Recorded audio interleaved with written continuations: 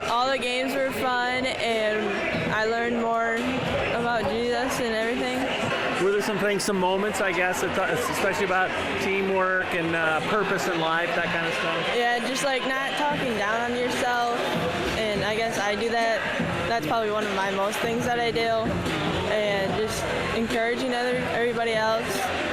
How motivated are you as this weekend really gets busy now? Do you feel like you're really locked in and wanting something special to happen? Yeah, our school is like trying to do start a program, so I'm hopefully learning more about it and getting ready to start. It was a lot of fun. The speaker, he was really good. He taught a lot of valuable lessons. The games, I thought, really brought out a good lesson that could go across to all athletes and all of our students that we'll be teaching.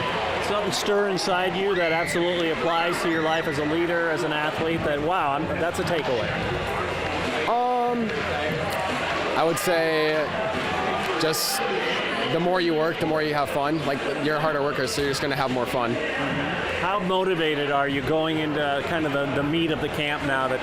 How great a start was tonight, I guess? It was a great start to see like the rest of the days going on. It really shows like this camp is going to be a lot. It's a lot to take in, a lot of lessons that we'll be able to take in. To be able to challenge kids from the athletic perspective and then from a spiritual perspective as well, it's just, I was looking forward to this for the last month or two since I put it on my schedule, and just very excited to be part of it. FCA is such a powerful ministry, and I love to be on board with them. Well, you've been around so many different teams, kids who know each other really well. Everybody's kind of coming from so many different points here too. What did you see looking back at you, as kids getting to know each other, and then the message just had to punch them in the face a little bit? Well, it's fun because, just from the beginning to the end, you can see how the kids are kind of getting to know each other, and they're stepping out of their comfort zone, and you can tell that they're enjoying it. I wish I could be here for 4 days and see how some of these relationships that they're going to establish through their camp will probably be lifetime relationships, and so it's pretty powerful. How meaningful is it to you, fulfilling that in a 2-hour period you can see a kid's graph really change the way that they're viewing life?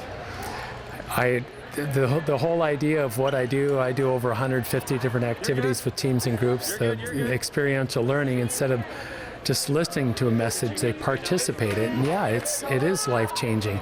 And these kids, these leaders are probably the cream of the crop, but I work with some kids that are at risk in school, and it's just neat, the life transformation that you can see in a couple hours. It's nobody has more fun than me. How much has the gospel of Jesus impacted your message?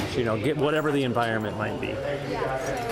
I wouldn't be doing what I was doing if it wasn't for that. I mean, and to have the passion and purpose. There are times where I'm in a school and I can't share a faith message, and I have kids that will come up to me and say, "You're a Christian, aren't you?" Yeah. And I'm like, "Well, how did you know that?" Just because you're so passionate about what you do.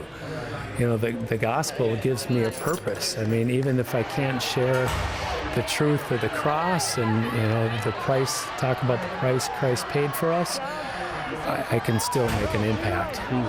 Well, there's a sweetness to your message. At the same time, what's your challenge to these kids as they move forward, as you entered their life for 2 hours tonight, that the scope of their lives is big, and you touched about it, choices, things like that can really be provisional in their life. Well, what do I want to leave them with? I mean, taking it to the next level.